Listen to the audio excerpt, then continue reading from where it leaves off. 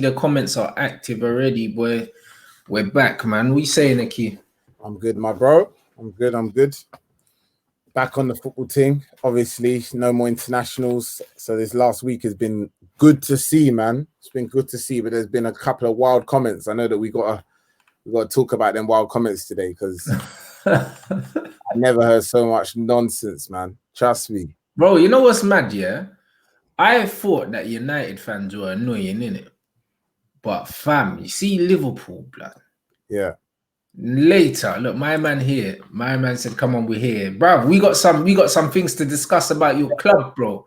Do you know what I'm saying? Because bruv, you man are going on like Virgil died in that, blood. I said R.I.P. Virgil van Dijk, fam. Because these men have been going on like there was manslaughter. They're going on like Pickford took an axe to him or something and just chopped man up in the boot somewhere. Like, it's mad. Some of the stuff I've been reading, I saw a little montage thing saying, oh, we won this game for you, Virgil, and bare photos of him, like, man passed away in that, blood. People doing drawings of him and all this madness. Like, that the mad thing is, let's not forget, like, I would love to say this is a one-off, innit? But let's not forget that these men still hold a mad grudge over Sergio Ramos from three or 4 years ago, for what happened with Mo Salah. Do you know what I'm saying? They're saying that man weren't sleeping and that. Oi, bruv, this club's funny, you know. I swear, and Liverpool are a big football club. But it's almost like they've got a small club mentality. You know them ones? It's like all the years of not winning anything, I think like these fans now, today's fans, the winning thing's still new to them, innit? It's new to them, 30 years and that. No, but you know what? You're saying that, but let's not get it twisted as well. Another thing that is embarrassing from the Liverpool perspective, it's not just the fans, you know, the players have been coming out as well. Like I saw a press conference with Genie Wijnaldum or something saying about how shocking like, bro, he's still talking about the Pickford moment. Do you know what I'm saying? With anger. You know what I'm saying? I think 3 or 4 Liverpool players have now come out to talk about that incident. Like, players get injured all the time. I've never seen that many players come out to discuss an incident like that. It's not like it was a 2-footed studs up challenge and he didn't get booked for it, in which case you can get annoyed. It was a freak accident. Yeah, look, Pickford, we could talk about it anyway. Pickford should not have done that, innit? Do you know what I'm saying? And that's the fact. He shouldn't have done it. It was a terrible challenge. It once again shows the awareness problems that Jordan Pickford's got. But it was an accident. Do you know what I'm saying? It was an accident. And these men are talking about saying, I saw a tweet saying Jordan Pickford should be suspended for the rest of the season. It's the worst tackle they've seen in recent times. Bro, this man said, look, potential leg breaker. No, it wasn't. I'm someone, who had my knee ligaments ruptured, the same way Virgil did, Damn, that's a mad injury. By a goalkeeper as well, blood. So I know what it's like. Those are not leg breakers, bro. Leg breakers are below the knee, bro. When you get the tib and fib snap, you know them ones, like what happened to Eduardo. Anderson got the same thing. Luke Shaw got something like that, bro. If it's above the knee, you hyperextend the knee joint. It's not a leg breaker, bro. Ligaments and that, they'll snap, but they'll heal back in it. You're better off actually fucking, like, the ligaments are cool. They'll grow back in it. It's the cartilage and that you got to worry about, because once the cartilage is fucked, nowadays with these footballers, they just inject fake cartilage around the bone and they do all these reconstructions with footballers and that. But you see the clean snap leg break, when you can potentially get all the nerve damage and that and end up losing a leg and stuff like that. That's what happens when you break the bones, innit? And then you start getting nerve damage and like splint the bone and all of that. So it wasn't a leg breaking challenge, bro. It wasn't. And to be honest, I've seen worse tackles than that. What's your opinion of the actual challenge and the whole incident in general? I think the challenge was horrible. And you know the reason why I think that challenge was horrible, he's a goalkeeper. Goalkeepers have no business tackling with their feet like that anyway. Do you know what I'm saying? Like, they've got no business, bro. Jump out, you can use your hands, spread your body, whatever. He didn't need to lunge in like that. But also, it just looks very clumsy because, again, he's a goalkeeper. Do you know what I mean? So goalkeepers are clumsy, but also goalkeepers are so protected by the referees that they do all sort of bullshit that outfield players wouldn't do, because they know, for instance, when goalkeepers are catching the ball, they're taught to lift their knee up when they come out for the ball. And bro, the amount of times I've been hitting my chest, I've had a rib broken by a goalkeeper kneeing me in the fucking ribs coming to collect the ball and that. When you're a striker, bro, that is one rule for the goalkeepers and another rule for everyone else. And it's always been like that. Yeah, the rule at set pieces and the goalkeeper protection has never made sense to me. Bro, man are coming out to punch the ball, punching you clean in the face, knocking you out, and there's no penalty given, you know. Yeah. Yeah. And that's it. So goalkeepers been getting protected, and that's why I never ever like pass up a chance to put studs on the keeper if I can. You know them, man. So, I never pass it out, bro. Trust me. Bro, I step on keepers all the time, bro. Like if it's a 50-50, I'm making sure I leave my studs in, bro. Because goalkeepers come out and they come out to hurt you, bro. They actually come out to hurt you. They don't care. They come right through you, innit? So that challenge was fuckeries, bro. And I think that he needs more than a 3-match ban for that. Retrospectively, he should get at least a 6-match ban, bro, because it's dangerous. Do you know what I'm saying? Man can say it's violent conduct or whatever, bro, but like I can't see what part of the ball he was going for there. He just looked like a horrible challenge. But here's the thing, though, innit? Like this is what I feel. This is what Liverpool fans are probably more annoyed about the fact that nothing's happened to him. But here's the technicality, though, innit? Like a lot of people have said, the truth is the whistle blew, innit? So because the whistle blew, he could have done anything after the whistle. Like technically, like do you know what I'm saying? Technically, you can't send the man off after the whistle's been blown, in it. Do you know what I'm saying? And unfortunately, that is the way that the game goes. So maybe in retrospective, he should get retrospective action. But I'm sure Everton will be like, the whistle was blown though. It wasn't in open. Yeah, but here's my rebuttal. Yeah, what if the whistle was blown? Yeah, and I punch man in the face? They could still send me off for violent conduct. So why can they? True. So why can't they send them off anyway, retrospectively, for violent conduct? Because even if the whistle's gone, it doesn't matter, bro. It's just like, for instance, yeah, say I'm offside, yeah, and they blow the whistle, and then I kick the ball away, they can still book me. True. So conduct, but then this is where it comes down to how bad does the officials think that challenge was? Do they think it was intentional? End of the season, so it doesn't matter. Yeah. But then it's a case of how intentional was it? Do you know what I'm saying? Or was it just terrible goalkeeping from Pickford? But even if it was terrible goalkeeping, it's dangerous play, bro. Do you know what I'm saying? They're giving yellow cards now for high feet and all these things. It's dangerous play, bro. It's dangerous, whether it's intentional or not. Do you see what I'm saying? I don't want to hear anything about, oh, it wasn't intentional. Bro, it's dangerous. But as it stands, he still hasn't got a ban, as far as I know. So, and obviously Everton are now slapping back. It's funny because it's not funny, but James Rodriguez is now injured apparently because of a clash with Van Dijk. You see that? Which is just, I don't know if that's just Everton. It's almost like Everton's just getting their own back by saying that. I don't know if it was from Van Dijk, as in long term, because I don't know how long this injury is. It's not clear. Yeah. But again, it's just a funny one, isn't it? Because now they're gonna, I don't know, man. I don't know. It's a tough one. Like the thing is, they're saying he's injured now. I believe he is injured right now, and you know what it is, bro. Like honestly, again, the same energy ain't gonna be kept. It's just not gonna be kept either way because it's like, bro, like my man said, Liverpool ain't had a proper injury in a good 3 seasons, bro. Welcome to football. Last season we lost Pogba, we lost Rashford, we lost Bearman, we lost Martial for a spell, we lost Matic for a spell. Liverpool ain't had no big injuries for a whole 3 seasons. So guess what, bro? You man are gonna have to hold this. And I always said, yeah, what would Liverpool do if Van Dijk gets injured, bro? Now we're gonna find out. Season's done. I said the same thing. I said, like, they haven't had any mad injuries. And the injuries have been kind to Liverpool over the last 2 years. Do you know what I'm saying?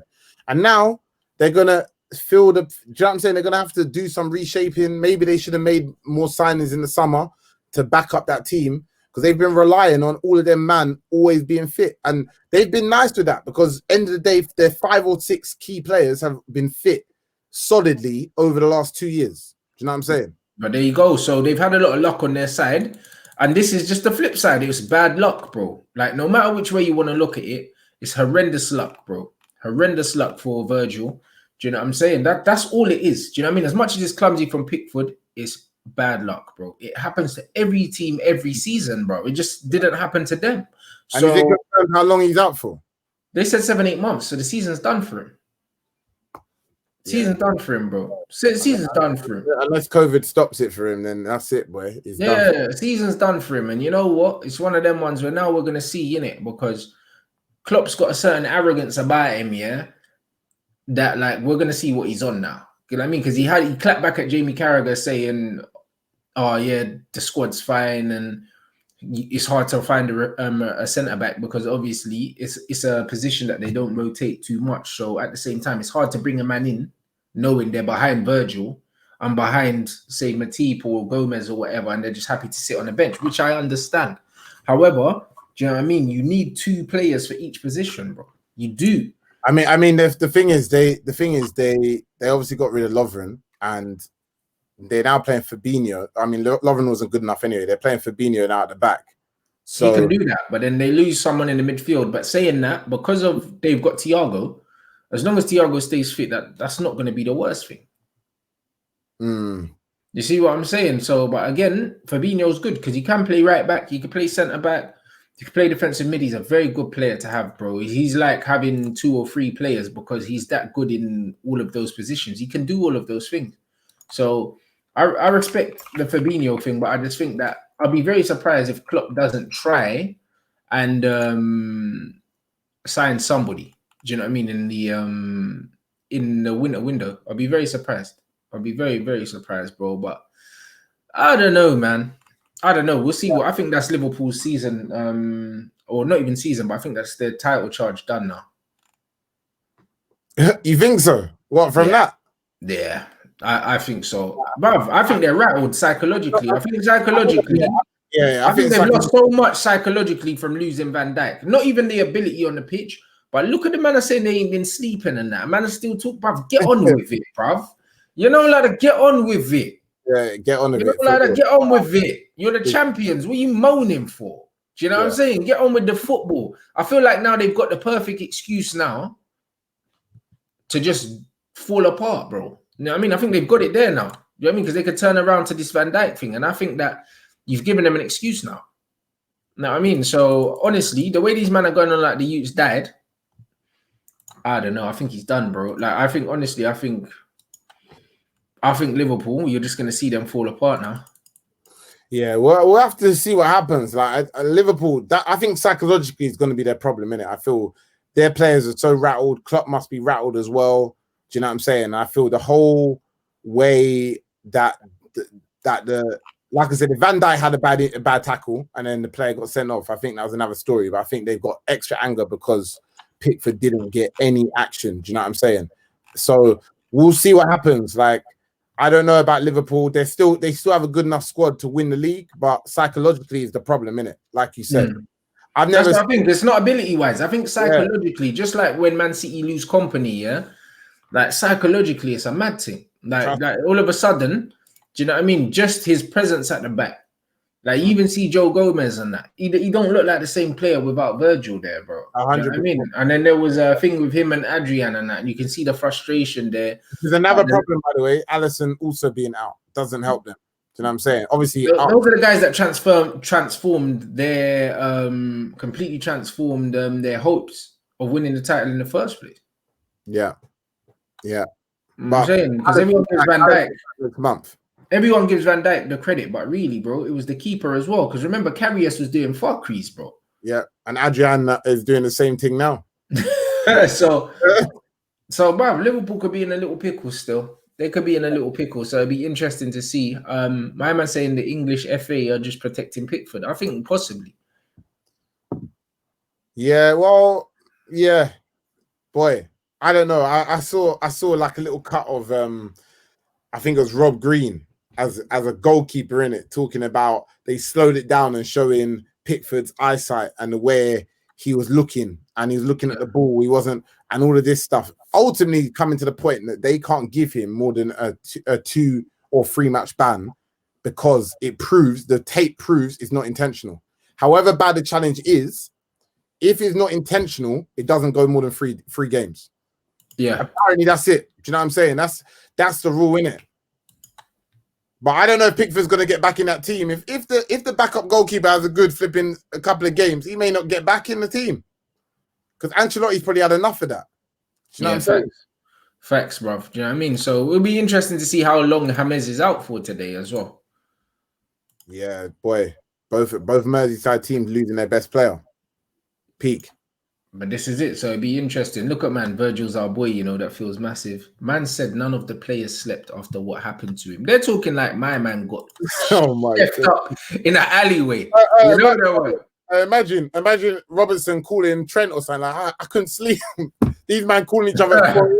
And be like, boys, is it just me? Like, there must be a full moon and that. You man awake, like, fam. What are you talking about? Booty calls on WhatsApp. The man is ringing each other like, oh, what? You two can't sleep, mad. What is this, bro? Bro, what is this man? This is some under 12s thing. Come on, man. Oh, man said none of the boys slept, bro. Just ridiculous. And then you got that flipping tall Danny Murphy coming out saying he's the best defender he's ever seen and all that. Bro, these men are just an emotional wreck, bro. We're talking about this now. This is another thing that just don't make no sense, innit? Like Liverpool fans thinking that Virgil van Dijk is the greatest centre back of all time, or top 3 at worst. Do you know what I'm saying? And oh,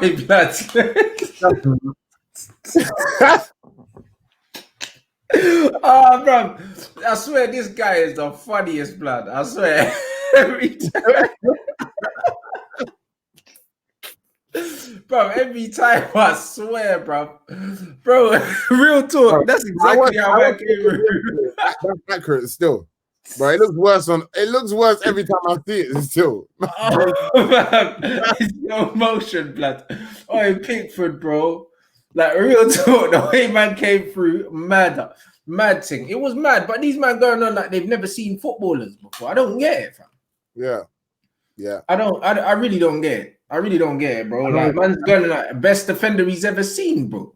Yeah. Like, when did he start watching football? Danny Murphy's not young, blood. He must be what? He must be 40. He must be like 38, 39 or something. Yeah. So what's he talking about? Yeah. And then obviously the talk that Liverpool fans say as well, how many defenders has come second in the Ballon d'Or? So that's their logic to saying that he's top 3, if not the best of all time, innit? Because there's only been about 3 defenders of all time that's ever won it. Cannavaro won that. Yeah, Cannavaro won it. So I remember one guy said Cannavaro is the only defender that you can tell me is better than Van Dijk. Bro, get out of it, man. Van Dijk got there for the simple fact that Liverpool won the Champions League. Yeah. That's it. There's no other rocket science to it, bro. Like the same way Cannavaro won the World Cup the year that he won it. Yeah. You know them ones. Virgil van Dijk won it, and plus he got the Liverpool gas. Everyone sucks them off, bro. Yeah. You know them ones. Man can't tell me, bro. Man weren't talking about Van Dijk 3 years ago. Yeah. And we've got players like Sergio Ramos here that has been at the top of the game for over a decade. Trust me. And Van Dijk's had a stellar, 2-3 years, and all of a sudden he's the best ever. Piss off, man. I'm not even sure he's the best flipping Dutch Premier League player of all time. Do you know what I'm saying? Yap Stam's there. Do you know what I'm saying? Bro, he's not better than Yap Stam. Never in his life. Never in his life, bro. You know what I'm saying? Yap Stam was a top baller for over a decade, fam. You know them ones at top clubs, blood. Do you know what I'm saying? The man when AC Milan won the Champions League and that, bro, stop it. You know them ones, there's so many men. So many men. Virgil's what, 27, 28 now? Yeah, bro. We've got defenders like John Terry, and Rio and these man, that were playing at the top level in their late teens, early 20s, bro. Yeah. When Virgil van Dijk was 21, 22, where the hell was he, bruv? I don't know. Yeah. No, the one's there, bruv. How is he better than all of these men? Based on what? Man had a good season at Celtic and then Southampton and come to... Bro, he's only been in people's mouths for about 3 years. Man weren't talking about him 3 years ago. How the hell is he the best defender ever now? Yeah, ever, Ever. Bro. I know Liverpool fans say it with their... I want Liverpool fans to say it with their chest. There's got to be a few in the comments that think Virgil van Dijk is the best of all time. Because I'm sitting here thinking, Van Dijk, he may be the best of this current time now. Definitely the best defender in the world right now, 100%. But if you're talking about over the last 30, 40, 50 years, you can't say he's the best. You can't be the greatest in any position in football until you're solid for 5 years plus. At least. Level. Yeah, at least at a top level. Not Southampton, not Celtic. No disrespect to them teams, innit? No disrespect. You got to be playing for a team that's in the Champions League year in, year out. Do you know what I'm saying? It's not even a disrespect, bro. It's facts. You know the ones there. We got Rio played Champions League football for Leeds. You know what I'm saying? He was already playing in the Prem for West Ham, bro. When the age Rio was playing in the Premier, my man was playing in Scotland. Yeah. You know them ones. The age that John Terry was playing in the Prem. Yeah. This brother was probably still in Holland somewhere, like unknown, bruv. No one cared. Like, behave yourself. Man went from the Dutch league to Celtic. Yeah. You know them ones there, bruv. Memphis went from the Dutch league to Man United. I mean, Iron Robin went from the Dutch league to Chelsea, blood. Do you know what I mean? And this brother went from the Dutch league to Celtic. A man is saying he's one of the best players ever. I beg you, behave yourself. Do you know what I mean? It just tells you, yeah, how far defending, yeah, and overall quality in football has declined. That man actually think that Van Dijk's as good as he is. Do you know what I mean? And I'm not saying he's shit or anything like that, but bruv, everything needs to be contextualized. You know them ones there, like contextualized. Vidic left his home country to come to Man United. This brother left his home country to go play in Scotland, bruv, with a bunch of pub man, bruv. That league's a joke, fam. That's why you get 15-year-olds just busting up Scotland cash. Scotland's whack. Yeah. It's whack, bro. You know, the level's poor, bro. The bottom half of that Scottish league, bro. Most of them teams ain't even been full-time for that long. Most of them teams will get smacked up by championship sides still. Even I told man, Chris Commons, yeah, left Nottingham Forest to go shell out at Celtic, blood. He broke records there still. At Celtic. Man left the championship, not even the top of the championship either. Trust me. Man was doing like 35 goals a year in that. Bruv, the league's dire. You know them ones. So when man are talking like Virgil, some flipping mesmeric centre-back, the brother is in the prime of his career and he's at the top of the game, and so he should be in his prime, bro. But he weren't no, Jude Bellingham, 16 years old, wonder kid, top of the bruv. This brother's playing Champions League in his teens. For Dortmund. That's true. Bruv, don't tell me about Virgil like that. You know what I'm saying? Just off the top of my head, I can name you 10 better centre-backs in the game. Yeah. In the last 10 years. Easily. Yeah. You know what I'm saying? Bruv, come on now. It's disrespectful, bro. It's disrespectful, and that's what happens. But that's what happens when you're, like you just said, innit? Like when you're in a particular spot where there's a lack of good defenders. Like I said, the art of defending is done, innit? Like, look at the average scores across Europe, innit? It's a joke, bro. Like, no team, hardly any team know how to defend anymore. It's all about attack. Everyone's trying to do the red arrows, the front three. Everyone's trying to do the same thing, innit? And because of that, there's a lack of good defenders in the world. And that's one of the reasons why people like Maguire was so overpriced, because even whether people think he's good or not, he was one of the few good defenders that was on the market available at the time. Do you know what I'm saying? Even 10 years ago, he wouldn't have gone. He wouldn't have been even looked at like that. 15 years ago, he wouldn't have been looked at. Do you know what I'm saying? But because the quality's gone down so much, that's where we're at. We're at that point. And because Van Dijk's so good, he's far better than anyone else in the league, which makes him 20 times better. But the truth, how good is he? Do you know what I'm saying? Like, he's good. We'll never know, bruv, because we can only judge him in context of the generation he's playing in. Do you know what I mean? But the facts are, this isn't the era of defense, period. Like, I mean, even our fullbacks aren't defenders. That's why everyone eulogizes over Wan-Bissaka, because he's the only fucking fullback in world football that can defend. Old school. He's an old school. Because he's an old school throwback. You know, so people eulogize over him. When you look at guys like Trent, all these man are attack first. They're midfielders, basically, man. Exactly. Man are saying Alphonso Davies is the best left back in the world because he assists and he runs past people and he attacks. There's no mention of him going back the other way. Do you know what I'm saying? There's no mention of it because that's not what's important in the modern game. In the modern game, to be a good centre back, all you got to do is be quite physically imposing, which Virgil is because he's an immense athlete, bro. You know what I mean? Like, what was he, 6'5" or something? Something like that. 6'5", lean, muscular, Do you know what I mean? Athletic and good on the ball. That's all you need in the modern game, is to be a good athlete and have good feet as a centre back. That's all you need. You don't even have to be amazing positionally because he's quick. Do you know what I'm saying? And he can play out from the back. That's all you need, bro. That's all you need. That's why you got players like Harry Maguire, yeah, going for 85 million, bro. Because there's no contact, bro. Harry Maguire is not even better than flipping Cahill, Gary Cahill, bro. Like a prime Gary Cahill couldn't really get nowhere near the England team, yeah. And Gary Cahill was way better than Harry Maguire. So that tells you how the levels have dropped. And the game's changed as well. Like defenders in general. Is Maguire even better than Jagielka, bro? I don't think so. Damn. Do you know what I mean? Like honestly, is he even better than the Phil Jagielka in his prime? I would say he's just about better than him. So he's better than Jagielka, but he's that level though. He's that level, yeah. 100%. He's that level, bro. He's not a top level centre-half. And he's Man United captain, bro. You only a Man United captain with that level of ability, yeah, in this era right now. Because no previous Man United teams would he ever been the skipper. He wouldn't even have started in any of them either. Do you know what I'm saying? How far do we need to go back? He's not getting into that Man United team.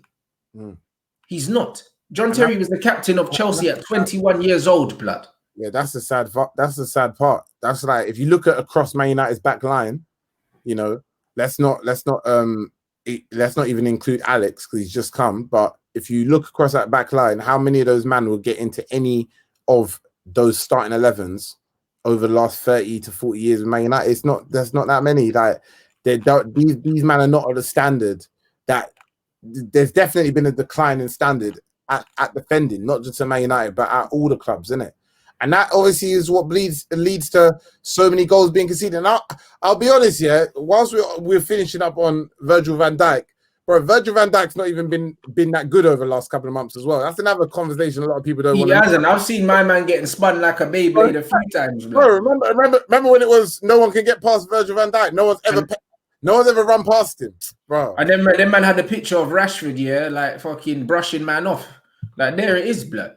Man, like Rashford and Van Dijk, blood. They want to move out the way so you man can see this, blood. Hey, you had that picture ready still. Listen, bro. Listen, bro. You know them ones there, bro. Like, I always have that in the archives just in case, innit? Patrolling purposes. Now, I mean, we go back to regular scheduled programming and that. Man, like Pogba and that. But, bruv, honestly, he's not even top 5 in the Premier League all the time. Trust me. He's not. Trust me. He's not. You got to put respect on Terry and Rio. We've got Rio. We've got Terry, yeah. We've got Sol in his prime. We've got Vidic as well. We've got Carvalho. Tony Adams. We've got Tony Adams as well. That's already 6 man we've named. Yeah. Do you know what I'm saying? So it's one of them ones where company. Company as well, bruv. Put it this way, yeah. Between Vidic, Ferdinand, Terry, Company, and then pick your 5th, whether it's Carvalho, whether it's flipping whoever. Yeah. There's at least 5 man there that's better than it. Yeah. At least, innit? So man's not even top 5 Premier League all time, bro. And let's forget that Desai was old when he came to the Premier League. And we haven't even mentioned Yap Stam in there either. Exactly. So, bruv, he's not top 5 Premier League. By the way, we're even just talking about the top club. Bro, like you said, there was a lot of good centre-backs who played for other teams as well. Yeah. You know what I'm saying? Ledley King was good, but he just didn't have injury-wise. But in terms of quality, Ledley King, bruv, he could have been as good. He could have been better than Rio, to be honest. 100%. And we're only just talking about Premier League, and then you have the disrespect to say the whole world. You're saying the whole world, bro. Oh my, come on, man. Look at this, bro. He hasn't played at this level long enough to warrant the discussion. Bro, he hasn't. All the man we mentioned, yeah, played at the top level in football for at least a decade. Yeah, bro. Your people. These men are disrespecting the thing of the likes of Cannavaro, Baresi, Maldini. Bro, Nesta. Keep going. Come, it's a joke. It's a joke. You know what I'm saying? Come on. Bro, there's even shouts for guys like Godin and these bres there that have been just top centre-backs for like 15 years and that. 100. Do you know what I'm saying? And they all played at a higher level than him for longer, bro. Man was playing in flipping Scotland, bruv. Yeah. Get out of here, man. Do you know what I mean? Like, you see what I mean? Like, when man do that, that's what happens when you let these Liverpool men get hold of a microphone and give them Sky contracts. They start moving mad. Do you know what I'm saying? Who's our best passer and 4th top scorer? I don't know who he's talking about there, bro. He must be talking about Virgil van Dijk.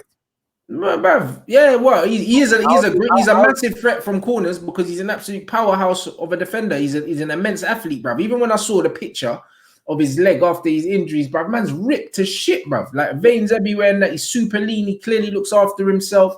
He's in amazing shape. Do you know what I'm saying? But look at all these guys. Look at that Hierro. How can we forget about Hierro? Benucci. Oh, come on, bruv, there you go.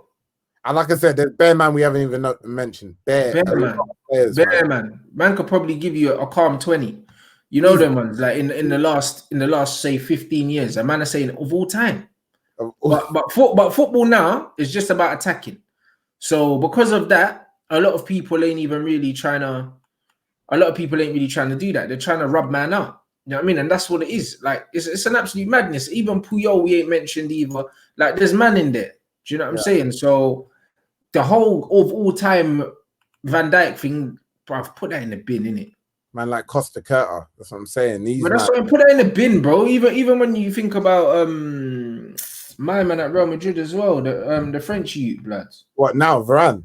Yeah, Rafa Varane as well, bro. Varane was a youth, you know, when he bust free in football. Man's been playing Champions League, since he was a teenager. Yeah. And Virgil was what was Virgil doing when he was 19, fam? Yeah. Do you know what I mean? So when men are going on like this guy is absolutely untouchable, it's unbelievable. Yeah. It's unbelievable, bro. You know the ones there. Like Virgil is an absolute baller and he's in the prime of his career. But let's not make no mistake about it. All the men that we've mentioned here, have been doing it for a solid decade, bro. A solid decade. And these men want to talk about Ronaldo and Messi when it comes to longevity, but all of a sudden with Van Dijk, you saw, he's been doing it for 3 years and that he's the best ever. Get out of here. That's an equivalent of when Hazard had a 3-year run. What does that mean? Does that mean he's one of the best ever? No. Hazard for 3 years was one of the best. Or you can't use one argument to rub out one man, then use another argument to push another agenda. Virgil van Dijk 5 years ago, nobody cared. Yeah. Nobody cared about who he is or who he was or what he was doing. Nobody cared, bruv. Do you know what I'm saying? No one. When Liverpool signed Van Dijk, I don't know many people that are like, oh my God, this is going to change their fortunes forever. I was like, they spent 70 million on a centre-back. Yeah. I didn't care that much. You know what I was there? Because in my head, he wasn't clocking up on my radar as, right, he's the best centre-back in the world. He wasn't. Yeah. Do you know what I mean? Because he wasn't up there for me. And like me and you have spoken about in the past, the type of defending has changed as well. Let's not get too. He doesn't have to stand a man up and go one-on-one with man like back in the day. Back in the day, as a centre-back, as a centre-half, you needed to be good at having one of the best players in the world at the time coming at you and you constantly having to deal with them or man-mark them for a certain part of the game. Do you know what I'm saying? Whereas the way that the game is now and the way people play through the channels, he doesn't have... That's the reason. I remember when there was all that banter about my man hasn't been passed or... he's never been no one's ever gone past him. I was thinking that's because no one ever, it's just the way the game is now. Like it's not like he stops every man 30 times a game. Do you know what I'm saying? Yeah. So the way the game is played now, it suits Virgil van Dijk as well. Let's not get it twisted. It suits any athletic player, bro, because it's less about the mind and more about athletes, bro. Like saying, Desai, one of my favorite centre backs of all time. Him and Yap Stam for me. When I done my Premier League 11 all-star, but I had them two at centre back.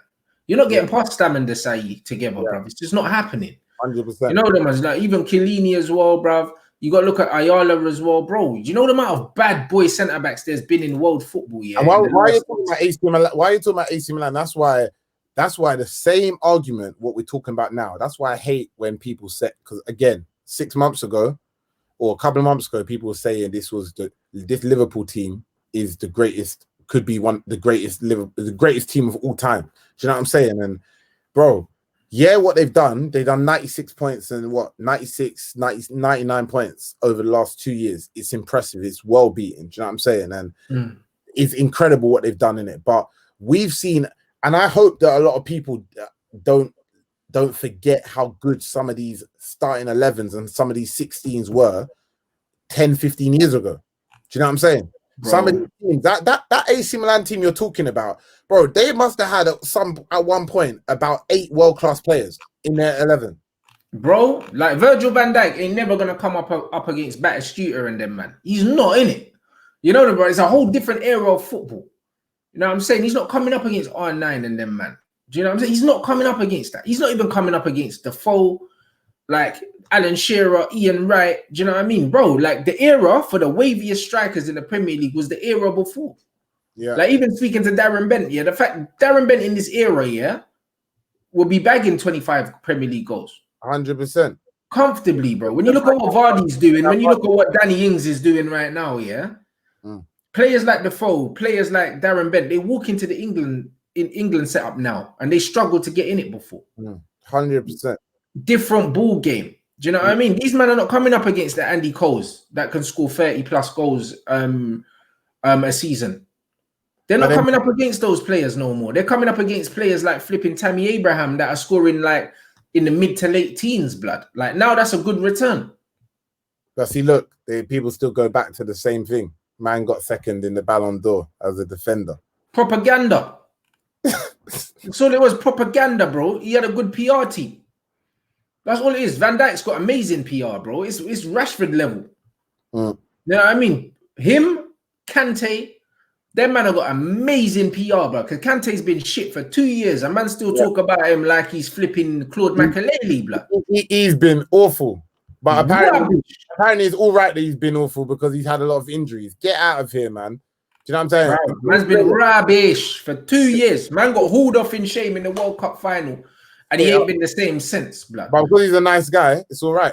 You know what I'm saying? You know, like that, bro. Conte left, he ain't been the same, innit? I said that from before. He ain't been this is it. But there you go. And like, my man's coming up against McGoldrick now. I mean, it used to be Shearer, now it's McGoldrick. Man ain't even coming up against like a Kevin Davis who's going to back into him and kind of make his life difficult. The style of football's changed. Do you know what I mean? So even the physical side of the game, these centre-backs don't have to deal with it. That's why you're getting pom-poms like Lindelof getting moved to by Ayew and that. Yeah. As soon as man got a bit of physicality, look how much Calvin Lewin's eating up this league now. Because there's not physical strikers like him no more. Defenders don't want to jump with Calvert Lewin. They don't want to. These defenders want to receive the ball on a half turn and play it out and do the pretty stuff. Yeah. How many of these defenders actually want to defend now? Yeah. How many of them do? Because Calvert Lewin's eating up more centre backs in this league. He'll eat Harry Maguire, you know. Now you're right. And that's it. That's it. And it's like the game's changed now. Like now, so many teams play possession football or have more possession because they play out from the back, even if they're one of the worst teams in the league. Whereas back then, you'll get most teams who just played route one, which means it will be coming back more often. The defenders were under much more pressure back then. Bro, Drogba. Imagine having to deal with Drogba. And I was saying Calvert Lewin reminds me of Drogba a lot, blood, because he don't always look pretty, but fam, they might give you nightmares. Trust me. You know what I'm saying? Imagine that. Imagine Drogba. Imagine having to deal with strikers like Drogba, like Kevin Davis, like Chris Sutton, like Alan Shearer. They're not even looking for the ball. They're looking for the defender. Arms back here, looking for you. Yeah. Defend today. Defend today. They're making you defend today, blood.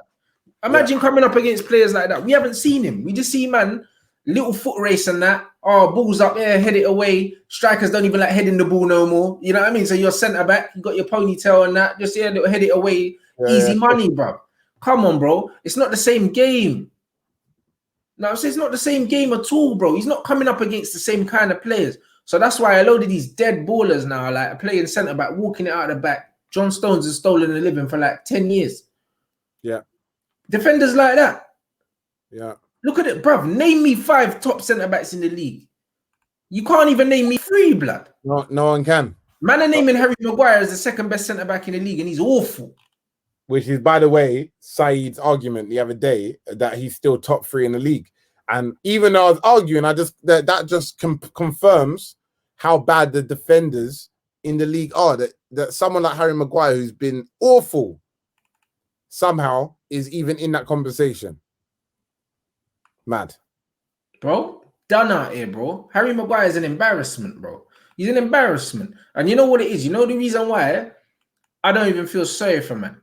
It's like literally, you see with Harry Maguire, all this happened is, all his frailties have come to light, under the lights, bro. Not everyone's built to wear that badge. The badge is heavy. We've seen a lot of man, and not only did you bring him into the team, but you gave him the armband as well. So you've magnified the spotlight on him. And then on top of that, he's the most expensive defender in the world. You've given him all the ingredients to fail, blood, and he's done it. You know the ones there, and you know what is the pressure's got to him because he's not, bruv. He can't up his level because he's just not good. What can he do? And to be honest, he's lucky that there's no fans. It's probably easier for him because, this season would have been a mess for him coming back to these away grounds where they would have put so much pressure on him. Because again, most man can't cope with that pressure. When you're playing for a team where their expectations are lower, again, no disrespect, it means that you're not under pressure. Like a team like Leicester, they're not hated. People don't really get under their skin. They don't have a lot of rivals in their league. Do you know what I'm saying? Like the Midlands teams, up till now, anyway, before when Maguire was there, Birmingham, Aston Villa, they weren't in the league. So they don't, apart from that, Leicester's just a nice, happy-go-lucky team. They're not a team that people hate. Do you know what I'm saying? Yeah. Manchester United, you're a target straight away. Some of these teams are coming, even for getting away from the fans. The players are coming to make your life as hard as possible because you're Manchester United. Yeah.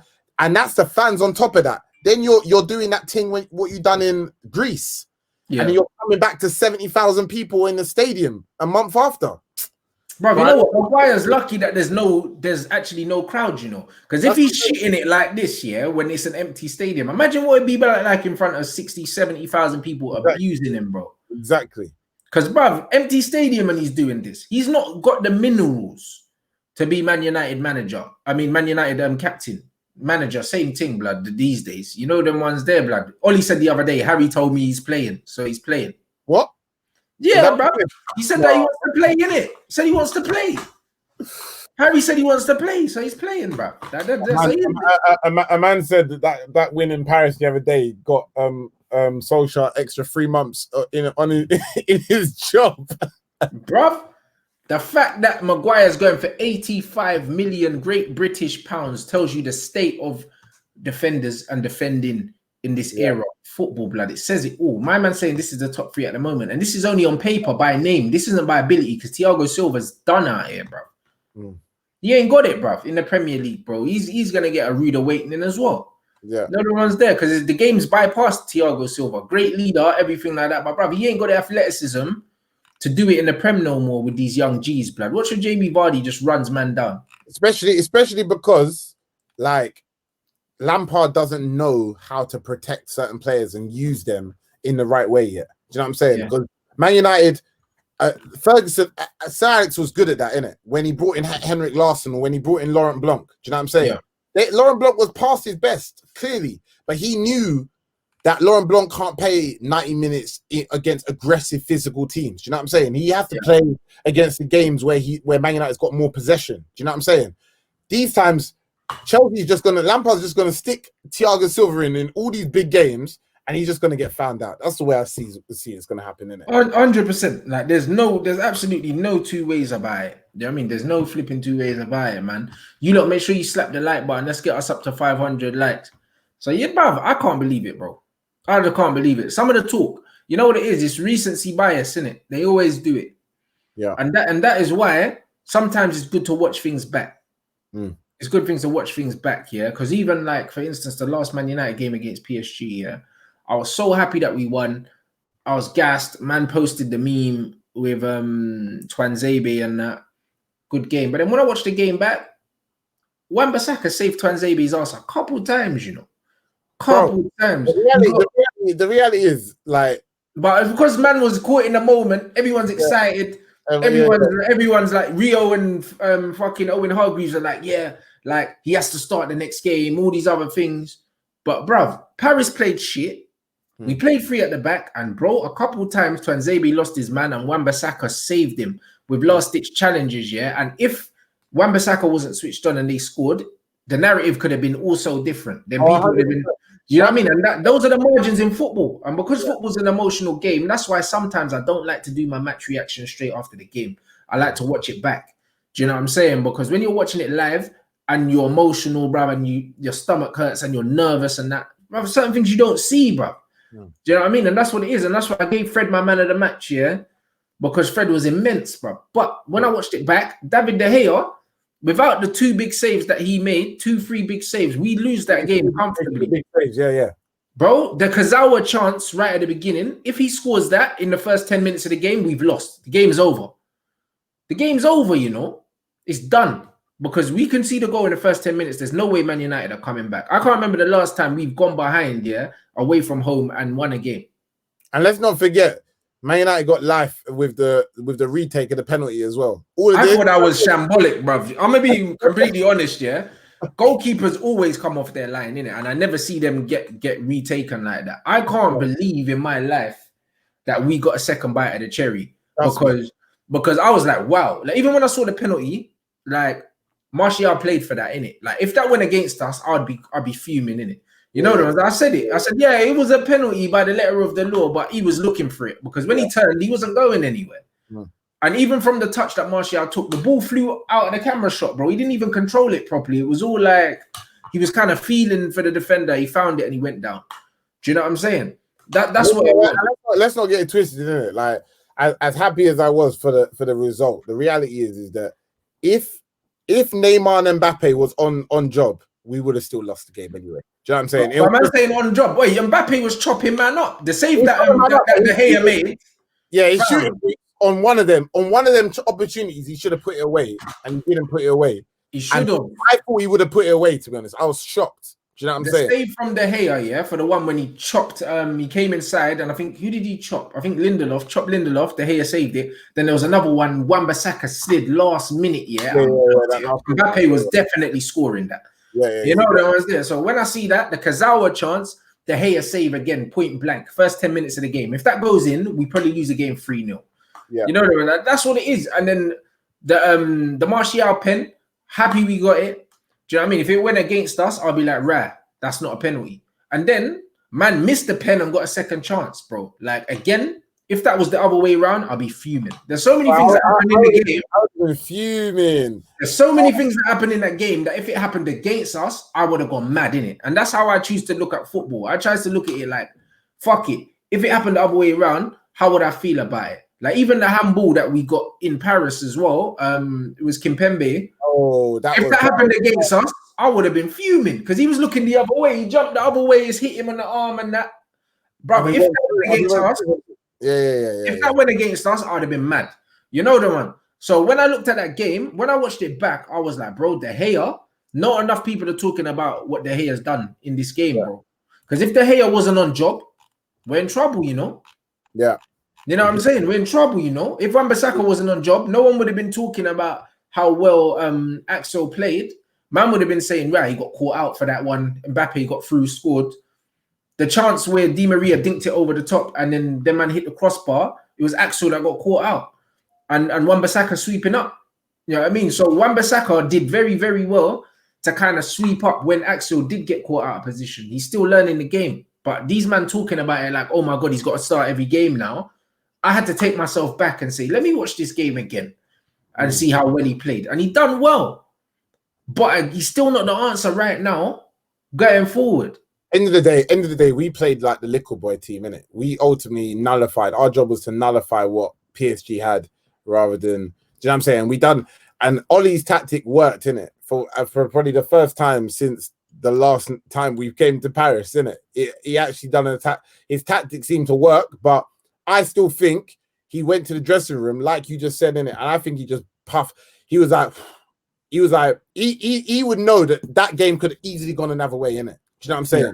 And now it makes him look like he was a master tactician in that whole game. But time will tell, innit? Like it tells with every manager, like it tells with every player, consistency, innit? So if you're going to win against Paris, if you're going to win against PSG like this, then what are you going to do against Chelsea? Do you know what I'm saying? What are you going to do for the next 5 to 10 games? That's what we want to see, innit? Do you know what I'm saying? Because the three at the back, ultimately is going to probably be what he's going to do against Chelsea now because of what he saw. But like you said, it could have gone the other way if it weren't for Wan-Bissaka and David De Gea. Absolutely, it could have gone the other way. Yeah. Like a few men in here saying it looked like a dive, the Martial pen. I'm not going to lie, it did. Like to me, in real time, because I play up front, like I know when you're playing for a penalty, innit? I've been playing for I've been diving, bro. Like, so I know, innit? Like, I know, yeah, bro. If there's any bit of contact, I go down, blood. Like, and I even tell my strikers to do it. Because sometimes when you're too honest, you don't get nothing, bro. Like, you get fouled, but because you don't go down, you don't get it. You know them, man. So when man touch, you have to go. But Yeah. it looked like Martial was looking to go down before the ball came because if I he think that's the difference, isn't it? That's the difference. He had a dive, but he was that's he was looking for it because as soon as he touched the ball, he felt the man and he went immediately. Yeah. You know, immediately, bro. Like he was looking for that. You know the ones. If it was the other way, I'm fuming. Yeah. I'm screaming dive if it was the other team, but because I love Martial, I was like, right, it's good play, innit? But in real time, I was like, this isn't a pen. Now, even me and Saeed were like, they're not going to give it. And then they gave it. Do you know what I'm saying? So it was one of them ones where, again, that was fortunate. And then the retake, fortunate. Do you know what I mean? De Gea point blank, first 10 minutes, fortunate. There's bare things that went our way. But a lot of our fans are so reactionary. One thing I'm never going to be is the United fan that lives game to game, blood. Do you know what I mean? Because we got slapped 6-1 the other day, and these men have forgotten already. Exactly. These men have forgotten already, talking about, oh yeah, Ollie's now like he's safe for another 3 months. Bro, he lost 6-1 last week. Bro, that's why another thing that annoyed me and pissed me off is that these sort of tweets where it says what a turnaround and it shows 6-1 and then it shows the last 2 results. Again, that 4-1 game, don't get it twisted. Obviously, Man United played well. We played well, but it was 3 late goals in it. So let's not make it seem like, do you know what I'm saying? The result makes it look like, okay, like Man United has killed Newcastle and then now they've snapped up PSG. But the reality is these 2 games is more proof that I'm still not confident going into the Chelsea game. I'm still not any more confident after these last 2 wins going into the Chelsea game. Besides, we might have a bit of confidence. That's it. Yeah. Bro, but this is it. And thoughts on David De Gea, do you think he's back to his best? I don't know, innit? One thing I've always said about David De Gea is he plays better when he's under pressure. When I mean under pressure, when he's got a lot of work to do. I always question David De Gea when we're on top. When he's getting peppered, De Gea is always great. Yeah. Do you know what I mean? But when De Gea has not a lot to do, he tends to make mistakes, innit? It's his concentration. But I think having Henderson would definitely keep him on his toes. And that's why I said how they're giving him the armband, bro. Do you know what I mean? Because it keeps him switched on. Because it gives him an added bit of responsibility. That's why I would have given him the captain's armband. For me, Maguire's not the captain. He's not captain material. And now he's going to come back against Chelsea. Come back against Chelsea and probably cost us the game. Honestly, because we don't need him. You know what I'm saying? We don't need him. You know the one. So like, what a waste that a year on that an £85 million player is not needed. But that's it. And the man said we had a pen retaken. But the pen that was retaken against us for Palace, wasn't it encroachment though in the box? I can't even remember. I think it was encroachment, bro. Because with this one, apparently the new rules of penalties is you have to have 1 foot on the line when the ball struck. I never knew that. Keylor Navas had both foot off his line, innit? Both feet off the line. But that don't always get enforced, or else they'll be doing it every week because goalkeepers do it every week. Yeah, but that's why it's funny with I swear there was a situation last season where Vardy had to retake a penalty 3 times. Like I think it happened twice, and then he missed. I think one of them. He scored one of them, and he had to take it for a 3rd time. So sometimes I think it depends on who the officials are. Some officials are so technical, they're going to do that. Because and it's unfair, innit? Because back in the day, you got man like Fabian Barthez. He was basically touching the man by the time the ball got... bro. Listen, that man were doing all of that, staggering and that. By the time you took the penalty, man was halfway between you and the penalty spot, brother. Mad thing. Do you know what I mean? So, no, absolutely wild. Do you know what I'm saying? So it happens. And that man said, look, 5-year, 200K contract incoming. You know it, blood. Axel's about to get that new deal, fam. Yeah. It only takes 1 performance at Man United, bro. It's an absolute shit show. The minimum 100 grand. You know that. Bro, shit show, blood. Man brought in Henderson, bruv, like, as our second goalkeeper on 110 bags straight away or something like that. Joke team. You know what I mean? Big up everyone. Smash the like in there, man. Let's get these likes up, man. We want at least 500. You already know what it is. Big up the mods as well, putting in the work. Do you know what I mean? The man said penalties are unsustainable. They're not sustainable. They're not sustainable, bro. You know what? I read that Ollie's only won 11 games as Man United manager without a penalty. Bro, the thing is... 11! The bro's been in nearly 2 years, blood. Yeah. Like, do you know what? I'll be real, bro. Like, when the penalty comes for Man United now, I can't... I'm just like... I'm annoyed that beyond the ban, I don't care what other fans say, innit? It's just a shame that we are relying on the penalties, isn't it? We're relying on the penalty to win. Do you know what I'm saying? That time when we missed that penalty the other day, yeah, it was almost like the players were looking around like, what do we do now? Yeah, but I said we are relying on them. We're relying on pens, bro. Know what I mean? Man are calling us Penchester United, Penandes and that. A man's missed 2 of his last 2 penalties. Yeah. Do you know what I mean? So it's kind of like, I don't know if our luck's running out. I don't know what's going on, bro. Because when I spoke to Yannick, he was like, yo, Bruno, don't miss pens. And he's missed 2 in a row. Bro, he must have broken the record of the most penalties he's taken this year. I can't believe a man has taken this many penalties. I swear every other week my guy is taking a penalty. Yeah. But what I will say, a few people in the comments are saying something about why we're being so negative. So people need to understand there's something called standards, isn't it? Like it's not about everyone is happy. Every Man United fan is happy Man United won, innit? It don't take a genius to say that. Do you know what I'm saying? We don't need to talk about how we're happy to beat PSG. Do you know what I'm saying? That's not what winners do. That's it. It's happened, move on. Do you know what I'm saying? Yeah. Now what's wrong? What could be improved? Do you know what I'm saying? And I've realized certain man who may be fans only since 2013 or something. I don't know. Maybe this is great for them. Do you know what I'm saying? Maybe they're excited. This is not an exciting time. Now, you know what it is, what I've noticed, with a lot of them guys, them guys come to YouTube, and I say it, with some of these Man United fans, I don't make content for you. I'm going to keep it all the way real. Certain man think because I'm a Man United fan, I make content for them. I don't. You look at the people on my channel, I've got people that support all football teams because this is a football channel. Say the Man United channel, blood. I don't make content for all Man United fans because most of them man are deluded, fam. And especially the YouTube generation, which is a younger generation, most of them man weren't even coherent watchers of football when we were actually at our best. So because of that, they don't understand the standards that I'm upholding. They don't understand it. They're just like, yo, support the team. Oh my God, we're playing. Be happy we won. I'm not going to be happy we scraped past Brighton right at the end with a penalty in the 90-something minute. I'm not going to be, bro, I'm not going to be happy after we've been battered for the whole game. I can't be happy about that because my standards are in a different place to yours. You see what I'm saying? Like, even when I watched the PSG game, they were like, oh, you should be. I'm not ecstatic that we beat PSG, bro. They were shit. And I also know, that we were lucky. So it's one of them ones where I'm very happy, But at the same time, bro, until Manchester United are upholding a certain standard of football every single week, I'll never be happy. I'll never be happy. I'll enjoy the game. But I'm not going to be... When I say I'll enjoy the game, I'll enjoy the result because I don't enjoy watching us play. We play shit football. I'll enjoy the result, but I will not enjoy the lack of direction. I won't enjoy it, bruv. Do you know what I'm saying? I'm not going to enjoy the lack of direction, bro. We don't know what kind of football we're going to play from week to week.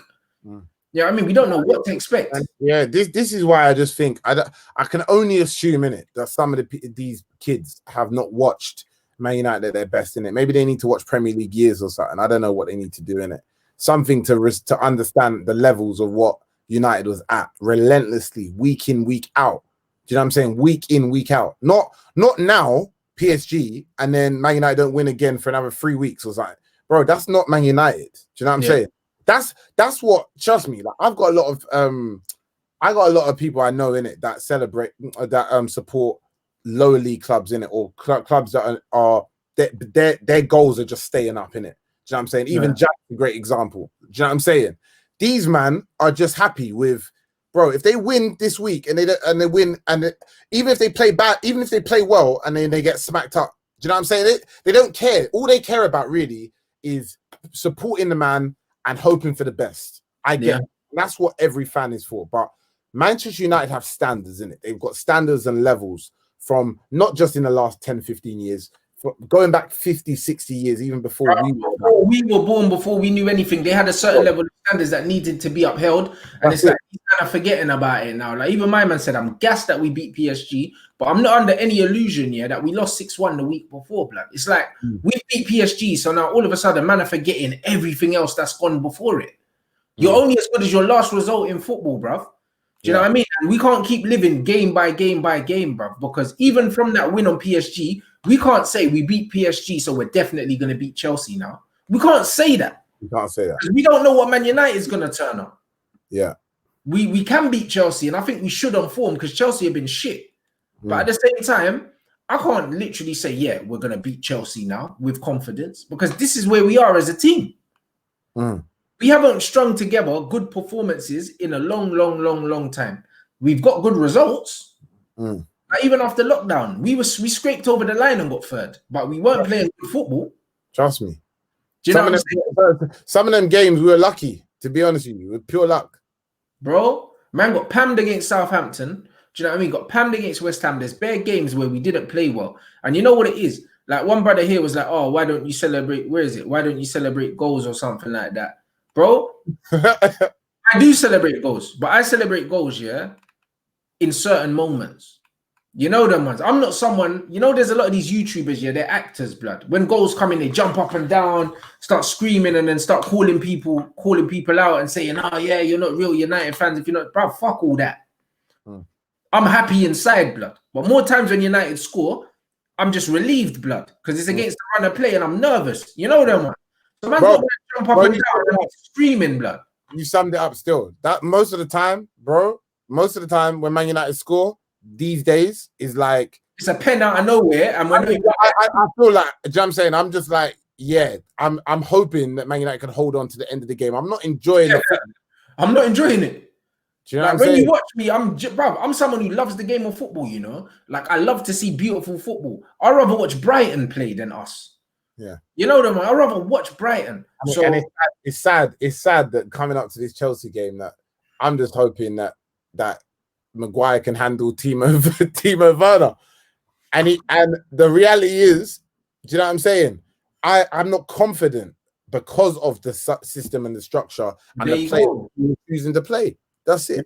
But that's what it is, bro. So when you got to understand, yeah, when you see me and I'm not jumping up and down and screaming, it's because, bruv, I don't know what's gonna happen next. You know, I don't want to look like a dickhead. I'll jump up and down and celebrate, and 2 minutes later, bruv, remember, look when we played Tottenham.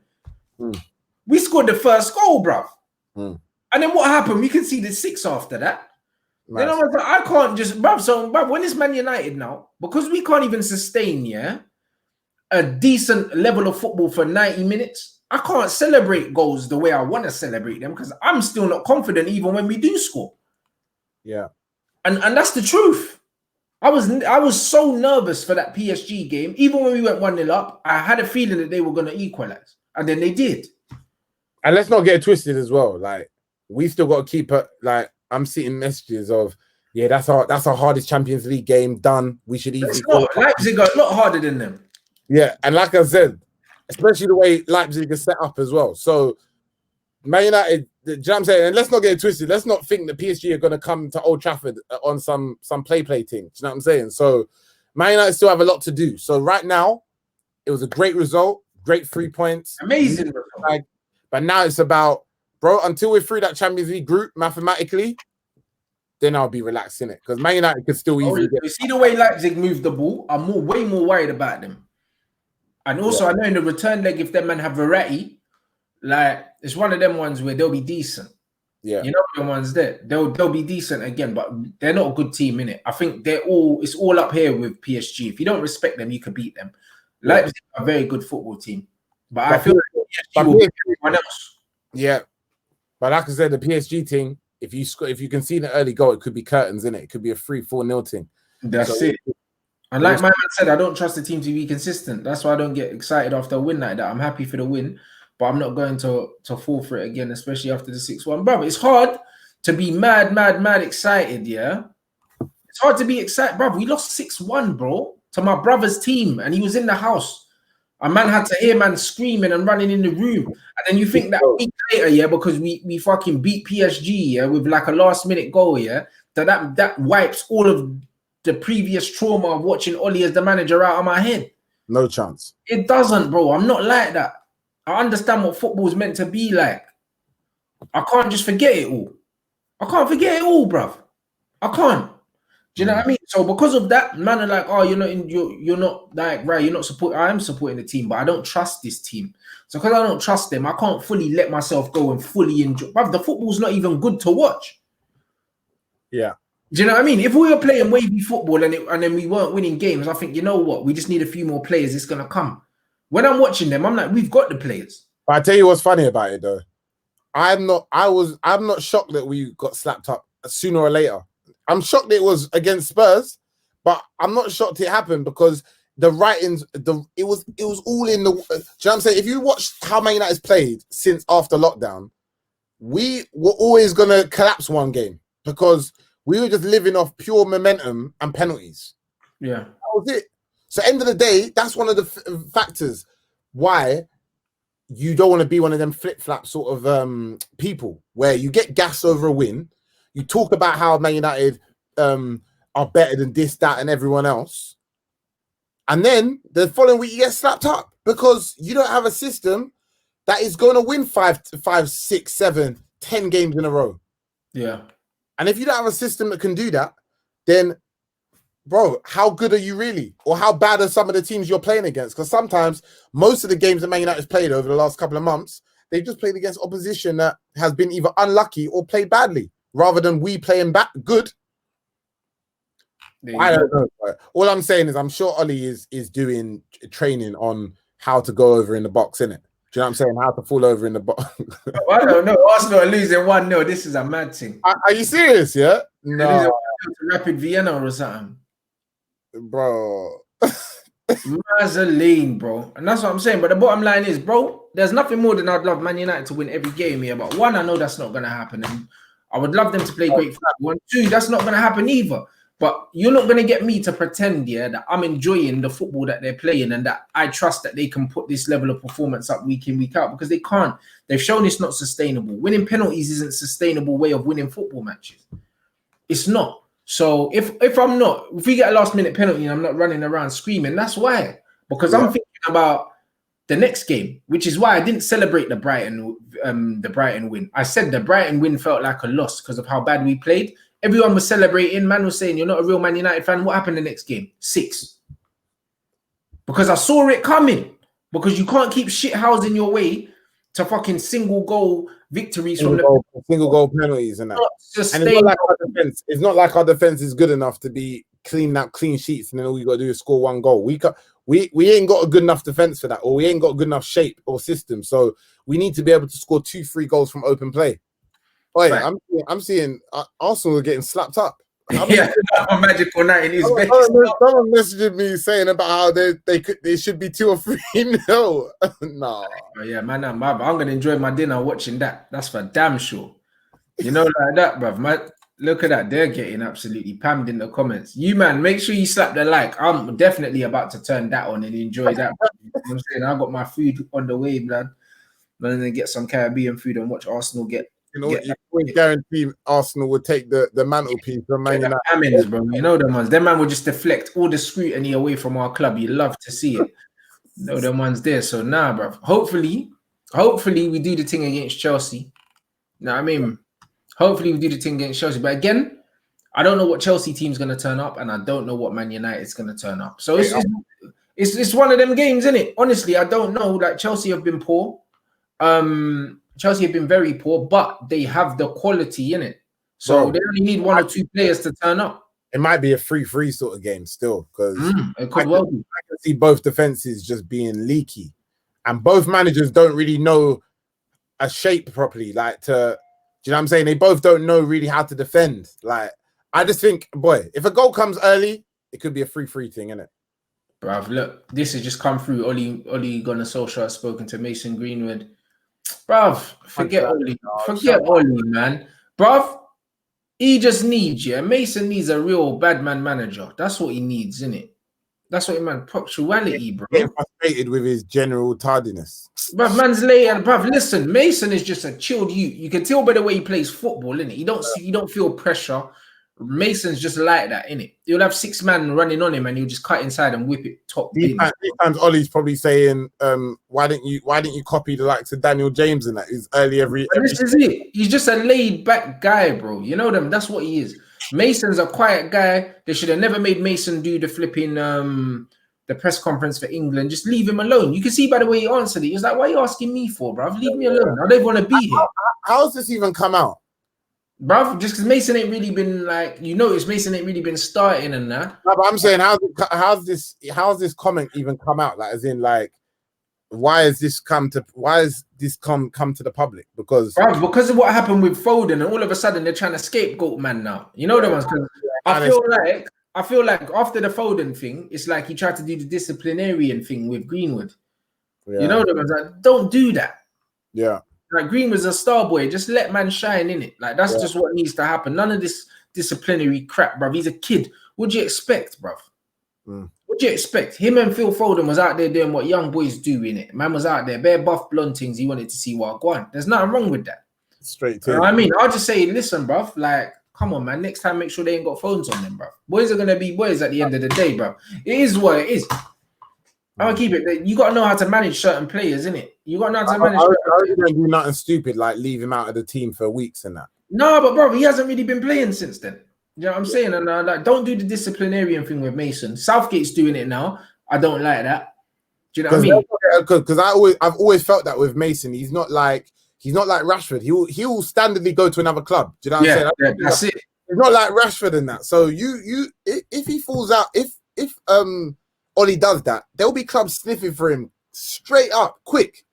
That's what I mean. They're saying he's got attitude problems. I don't believe for a day Mason Greenwood's got attitude problems. He's probably had enough of the manager. Bro, but it's not even that. Think about it. He's a young boy, yeah? His dad even said, yo, just protect Mason. He's a young, quiet boy. He's clearly a shy guy. He doesn't talk much. You can see by his body language, he's quite introverted. He doesn't say much. Like, he's just a kid, innit? He just wants to play football and go home. Yeah. You know what I mean? And Ollie likes them players like Daniel James, bruv, and like Rashford, that will do the extra running, will suck up to man and all these things. But Daniel James is probably asking Ollie, do you want me to pick up the cones? And you see what I mean? Those are the kind of ballers he likes, blood.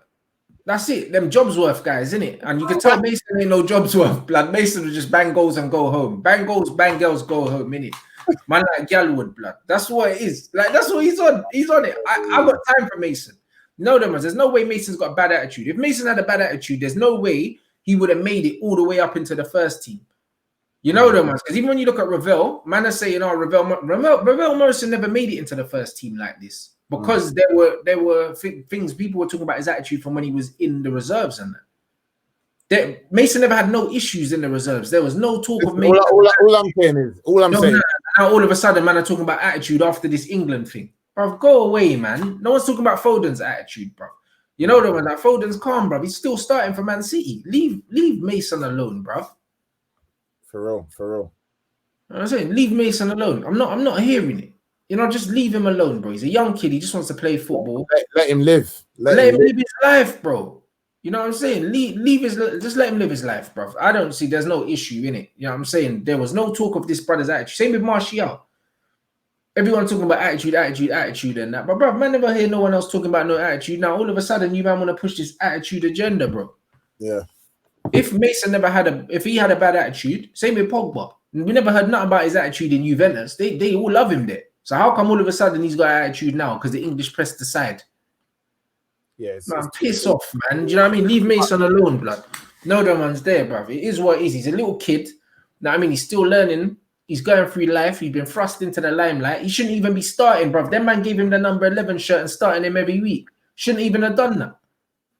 Yeah. He should still be number 26.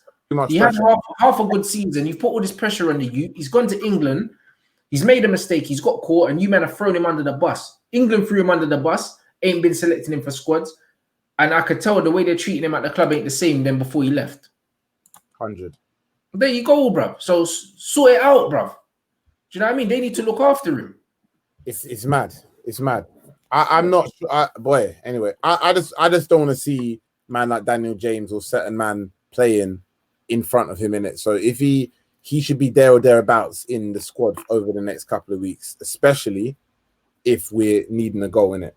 Like, yeah. And if he's not there, it means he's intentionally leaving him out. And if he's intentionally leaving him out, that's going to be a problem because, like I said, Greenwood don't seem like the sort of player, or the people around him don't seem like the sort of player, people who are going to let him sit on the bench for 2 or 3 years when he could be playing for a big club. So, boy, Ollie's just got to do this right, innit? Wow, that's not bad. I'm telling you, if Mason does a knee slide and kisses the badge, he'll be fine. Ollie will love him again. That's just all it is, blood, because that's all it takes. You know them, man. Man are saying the Ozil's out here doing up commentary on Twitter. I need to go see that. You know, my guy, blood. What are you talking about? All right, big up everyone inside. Make sure you slap the like button.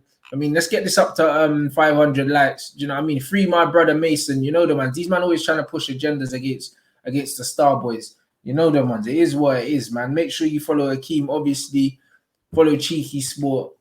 Big up you, man. What day is it tomorrow? It's Friday, isn't it? Friday tomorrow. Yeah, I'm live with Turkish. I'm live with Turkish tomorrow on his channel.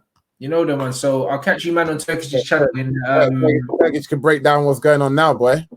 That's what I'm saying. So yeah, big up. Yeah, we'll definitely be talking about Ozil because he's killing me if he's really doing this commentary still. Like, you have to respect it. But this guy he's a G, blood. I love him. Bro.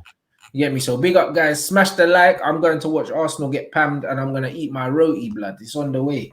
You know, like that. So big up you, man. Make sure you subscribe if you haven't already. Smash the like. Man's on, I think I'm on at 50.6 now already, bro. You man to get me to 51 real quick. So big up. So make sure you subscribe. And yeah, boy, man will catch you, man, tomorrow.